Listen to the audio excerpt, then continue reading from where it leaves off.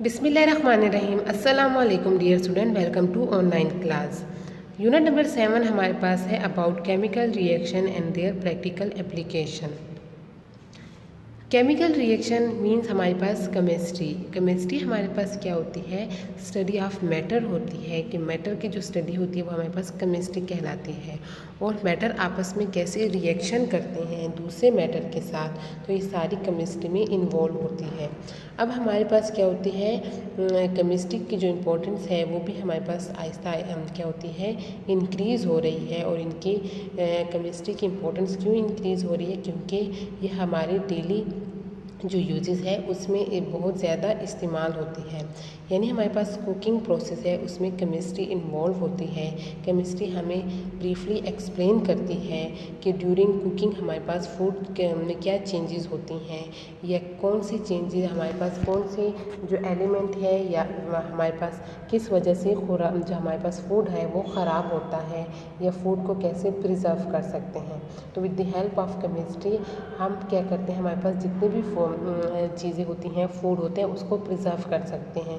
For example हमारे पास जितने भी केचप है, जैम्स वगैरह हैं, तो वो मंथली हम उसको क्या करते हैं, कई महीनों तक वो प्रिजर्व रहती हैं।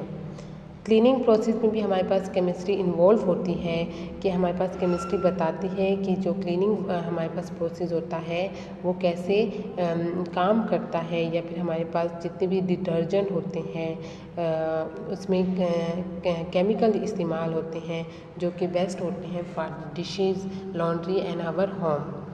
मेटलर्जी हमारे पास ये प्रोसेस होता है कि जिसमें हम क्या करते हैं, इनप्योर हमारे पास मेटल होता है, उससे प्योर मेटल हम क्या करते हैं, लेते हैं, यानी extraction of metal in their pure form. और हमारे पास मेडिसिन में केमिस्ट्री इन्वॉल्व होती है। सबसे ज़्यादा हमारे पास केमिस्ट्री कहाँ इन्वॉल्व है, मेडिसिन में। मेडिसिन फार्मेशन में हमारे पास सारी केमिस्ट्री इन्वॉल्व है। ये बताती है कि हाउ विटामिन्स, यानी विटामिन्स हमारे लिए यूज़फुल है, ड्रग हमारे लिए हार्मफुल है या यूज़फुल है, तो ये सारी हमें बताती है केमिस्ट्री। तो केमिस्ट्री हमारे पास क्या है, in every field of our life it is involve. वो हमारे पास कुकिंग प्रोसेस हो गया, बैटरी हो गया, कार बैटरीज होगी, हमारे पास बाकी जो सेल वगैरह जितने भी हैं उसमें हमारे पास क्या होती है, केमिस्ट्री इन्वॉल्व होती है। हमारे फूड प्रोसेस में पेपर, यानी पेपर कैसे बनता है, इस सब में हमारे पास केमिस्ट्री इन्वॉल्व होती है। सोप फार्मेशन में, पेट्रोल में, और हमारे पास प्लास्टिक, क्लोथ्स, इन सब फार्मेशन में क्या होती है, केमिस्ट्री इन्वॉल्व होती है। केमिस्ट्री इनकी प्रॉपर्टी के बारे में बताती है और अकॉर्डिंग टू देयर प्रॉपर्टी हम इसके यूज़फुल इस्तेमाल कर सकते हैं। Chemical reaction in everyday life, हमारे पास केमिकल रिएक्शन हमारे पास एवरीडे लाइफ में होती है। लेकिन केमिकल रिएक्शन में हमारे पास दो प्रोसेस आते हैं, एक रिएक्टेंट एंड प्रोडक्ट। रिएक्टेंट हमारे पास क्या होते हैं, जब केमिकल रिएक्शन होता है और एटम हमारे पास क्या होते हैं, कंबाइन होते हैं। तो जब ये एटम आपस में कंबाइन होते हैं और न्यू सब्सटेंसेस बनाते हैं, तो जो केमिकल हमारे पास जो एटम कंबाइन हुए हैं वो रिएक्टेंट कहलाते हैं। For example rusting of iron में हमारे पास आयरन और ऑक्सीजन ने रिएक्शन करके आयरन ऑक्साइड बना ली है। तो हमारे पास आयरन और ऑक्सीजन ने रिएक्शन की है, ये कंबाइन हुए, तो ये हमारे पास क्या है, रिएक्टेंट है। प्रोडक्ट हमारे पास क्या होती है, जो केमिकल रिएक्शन के रिजल्ट में हमारे पास न्यू सब्सटेंसेस बनता है वो क्या होता है, प्रोडक्ट होता है। यानी आयरन और ऑक्सीजन ने रिएक्शन करके न्यू सब्सटेंसेस क्या बनाया, आयरन ऑक्साइड बनाया है। तो आयरन ऑक्साइड हमारे पास क्या है, प्रोडक्ट है। आयरन और ऑक्सीजन हमारे पास रिएक्टेंट है।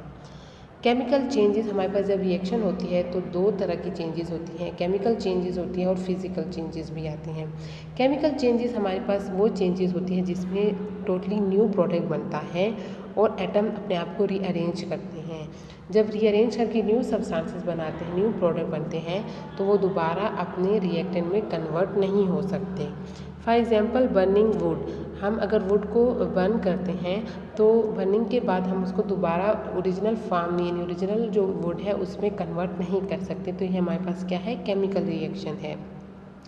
स्टोरिंग मिल्क, हमारे पास अगर हम मिल्क में मिल्क ख़राब हो जाती है या मिल्क में हम क्या कहते हैं, लेमन डाल दें या कोई भी सिट्रस डाल दें, तो क्या होता है, हमारे पास मिल्क ख़राब हो जाता है। अब इस रिएक्शन जब हो जाता है तो हम क्या करते हैं, इसको दोबारा मिल्क में कन्वर्ट नहीं कर सकते। मिक्सिंग एसिड एंड बेस, अगर हम एसिड और बेस को आपस में मिक्स कर लें तो हमारे पास एक न्यूट्रल क्या होती है, न्यूट्रलाइजेशन प्रोसेस होता है, न्यूट्रल सोल्यूशन बनता है, वो दोबारा एसिड और बेस में कन्वर्ट नहीं होता। डाइजेस्टिंग फूड, हम जो नवाला ले रहे हैं वो हमारे पूरे डाइजेस्टिव सिस्टम से गुजर के जब डाइजेस्ट हो जाता है तो वो हमारे पास क्या होती है, केमिकल रिएक्शन होता है, यानी आफ्टर जब फूड डाइजेस्ट हो जाता है तो वो दोबारा हमारे पास जो बाइट हमने ली है उसमें कन्वर्ट नहीं होता। कुकिंग एन एग, हम एग को कुक करें, बॉयल करते हैं या फिर हम उसका ऑमलेट बनाते हैं तो आफ्टर बॉइलिंग और ऑमलेट हम उसको दोबारा उसके ओरिजिनल फॉर्म में कन्वर्ट नहीं कर सकते। बेकिंग अ केक, तो मुख्तलिफ इंग्रेडिएंट्स मिलके हमारे पास क्या होते हैं, केक बनाते हैं। तो जब हमारे पास हम केक बन जाता है तो वो दोबारा वो जो इंग्रेडिएंट इस्तेमाल हुए इसमें कन्वर्ट नहीं होते। रस्टिंग ऑफ आयरन, अगर आयरन को रस्ट लग जाता है तो वो केमिकल रिएक्शन है, वो दोबारा हमारे पास क्या होते हैं, आयरन में कन्वर्ट नहीं होता। तो ये हमारे पास सारी क्या है, केमिकल चेंजेस हैं। फिज़िकल चेंजेस में हमारे पास क्या होती है, सिर्फ स्टेट, जो फिज़िकल स्टेट होता है वो चेंज होता है, कोई न्यू चीज़ या कोई न्यू प्रोडक्ट नहीं बनता और ना ही कोई केमिकल रिएक्शन होता है। फॉर एग्जांपल हमारे पास क्या होती है, क्रशिंग अ कैन, अगर हम किसी कैन को क्रश कर लें तो क्या होता है, हम उसको दोबारा कैन में कन्वर्ट कर सकते हैं, सिर्फ उसकी फ़िज़िकल चेंज में हमारे पास क्या हो रही है, फिज़िकल स्टेट चेंज हो रही है, बाकी उसमें कोई केमिकल रिएक्शन नहीं हुआ। मेल्टिंग एन आइस क्यूब, अगर आइस क्यूब मेल्ट हो जाते हैं यानी वो सॉलिड से लिक्विड फॉर्म में आ जाता है तो हमारे पास क्या होती है, सिर्फ फिज़िकल स्टेट यानी सॉलिड से लिक्विड स्टेट में आया है और उसमें कोई चेंज नहीं आई, तो दोबारा आफ्टर फ्रीजिंग हमारे पास क्या होती है, वो लिक्विड दोबारा सॉलिड आइस क्यूब में कन्वर्ट हो सकता है। बॉइलिंग वाटर, सेम हमारे पास जब वाटर बॉयल होता है और वेपर फॉर्म में चला जाता है तो कंडेंसेशन जब प्रोसेस में वो क्या हो जाता है, यही वेपर हमारे पास दोबारा वाटर में कन्वर्ट हो जाते हैं। मिक्सिंग सैंड विद वाटर, अगर हम सैंड और वाटर को आपस में मिक्स कर लेते हैं तो हम बाय फिल्टर यानी फिल्ट्रेशन प्रोसेस के ज़रिए सैंड और वाटर को अलग कर सकते हैं। ब्रेकिंग ग्लास, तो ग्लास को जब हम ब्रेकिंग कर लेते हैं तो सिर्फ उसकी फ़िज़िकल चेंज कन्वर्ट हुई है, रिसाइकल, हम उसको रिसाइकल कर सकते हैं, दोबारा ग्लास में कन्वर्ट कर सकते हैं। डिज़ोल्विंग शुगर इन वाटर, तो शुगर वाटर में डिज़ोल्व हो जाता है तो इस शुगर को हम वाटर से अलग कर सकते हैं बाय डिस्टिलेशन प्रोसेस। और इसके अलावा हमारे पास अगर हम कोई बॉल ले लेते हैं, रेड और ग्रीन बॉल ले लेते हैं, उनको आपस में मिक्स कर लेते हैं तो इसको हम दोबारा अलग कर सकते हैं। तो ये सारी हमारे पास क्या होती हैं, फिज़िकल चेंज होती हैं, सिर्फ इनके फिज़िकल स्टेट में चेंज आती है, कोई केमिकल चेंज नहीं होती, ना ही कोई न्यू प्रोडक्ट बनता है। अब हमारे पास वो कौन से साइन है जो हमें बताते हैं कि केमिकल रिएक्शन हो रहा है। चेंज इन कलर, हमारे पास जब सब्सटेंसेस कंबाइन होते हैं तो क्या होता है, कलर में चेंज हो जाता है जो कि बताते हैं कि केमिकल रिएक्शन हो रहा है, या फिर स्मेल में चेंज आती है। और हमारे पास क्या होते हैं, प्रेसिपिटेट यानी सॉलिड फॉर्म जो होती है, मिक्सिंग जब हमारे पास दो लिक्विड को मिक्स करते हैं तो सॉलिड फॉर्म प्रेसिपिटेट बनते हैं। बबल बनती है फ्रॉम मिक्सिंग सब्सटेंसेस, और हमारे पास टेम्परेचर में चेंज आ जाता है, यानी हमारे पास क्या होती है, टेम्परेचर कम या ज़्यादा हो जाता है तो हमें पता चलता है कि केमिकल रिएक्शन हो रहा है। Chemical reaction in everyday life में हमारे पास फोटोसिंथेसिस, प्लांट में जो फोटोसिंथेसिस का प्रोसेस होता है वो क्या है, केमिकल रिएक्शन है। फोटो मीन लाइट और सिंथेसिस मीन पुटिंग टुगेदर, यानी हमारे पास क्या होते हैं, फोटोसिंथेसिस कहाँ पे होता है, लीव में होता है। प्लांट के कौन से पार्ट में होता है, लीव में होता है, और लीव हमारे पास किससे बने होते हैं, सेल से बने होते हैं। तो ये सेल हमारे पास कंटेन करता है क्लोरोप्लास्ट, और क्लोरोप्लास्ट में हमारे पास ग्रीन पिगमेंट होते हैं जो कि क्लोरोफाइल कहलाते हैं, और ये क्लोरोफाइल हमारे पास क्या करता है, लीव में होता है, और ये हमारे पास क्या बनाते हैं, सन लाइट एब्जॉर्ब करता है और उसकी मदद से एनर्जी रिलीज़ करता है। तो जो एनर्जी रिलीज़ होती है वो हमारे पास क्या करते हैं, जो वाटर मॉलिक्यूल होते हैं उसको हाइड्रोजन और ऑक्सीजन में एटम में कन्वर्ट करते हैं। तो ऑक्सीजन हमारे पास रिलीज़ हो जाता है इन एटमॉस्फेयर, और हमारे पास हाइड्रोजन और कार्बन डाइऑक्साइड रिएक्शन करके बनाते हैं हमारे पास क्या, ग्लूकोज बनाते हैं और या फिर फूड बनाते हैं फॉर प्लांट। सनलाइट हमारे पास क्या है, यानी लीफ में हमारे पास जो क्लोरोफाइल है वो सनलाइट को अब्जॉर्ब करके उसको एनर्जी में कन्वर्ट करते हैं। तो हमारे पास ऑक्सीजन क्या होती है, लीफ से हमारे पास रिलीज़ हो जाती है, और कार्बन डाइऑक्साइड इन्वायरमेंट से लीफ में एब्जॉर्ब हो जाता है।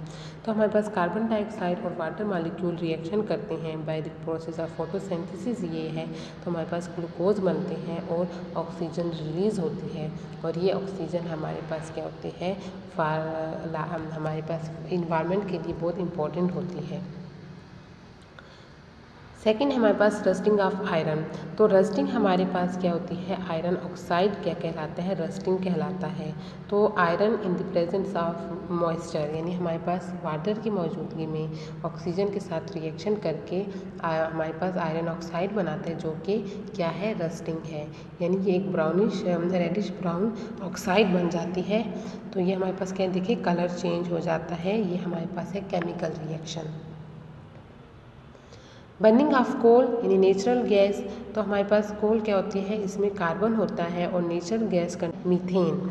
तो हमारे पास जब बर्निंग प्रोसेस होता है, कार्बन और मीथेन क्या करते हैं, ऑक्सीजन के साथ रिएक्शन करते हैं और एनर्जी रिलीज़ करते हैं। यानी हमारे पास देखिए मीथेन है, इसने ऑक्सीजन के साथ रिएक्शन करके कार्बन डाइऑक्साइड, वाटर और एनर्जी रिलीज़ की है। तो ये एनर्जी हमारे पास क्या होती है, यूज़ होती है for domestic and industrial consumption. Same हमारे पास कोल है, इसने कार्बन के साथ, यानी कार्बन और ऑक्सीजन ने रिएक्शन करके कार्बन डाइऑक्साइड और एनर्जी यूज़ की है। तो हमारे पास एनर्जी रिलीज़ हुई है। ये एनर्जी कहाँ इस्तेमाल होती है, डोमेस्टिक और इंडस्ट्रियल कंजम्पशन में इस्तेमाल होती है। डोमेस्टिक हमारे घरों में, यानी हम कुकिंग प्रोसेस के लिए क्या इस्तेमाल करते हैं, नेचुरल गैस इस्तेमाल करते हैं फॉर हीटिंग पर्पज़। और हमारे पास इंडस्ट्रियल कंजम्पशन होती है, जिसके भी इंडस्ट्रियल लेवल पे हम लोग क्या करते हैं, नेचुरल गैस और कोल इस्तेमाल करते हैं। तो ये हमारे पास क्या होती है, बर्निंग प्रोसेस ऑफ कोल और नेचुरल गैस होते हैं, जिससे एनर्जी रिलीज़ होती है और उसको हम अपने डेली यूजेस में इस्तेमाल करते हैं।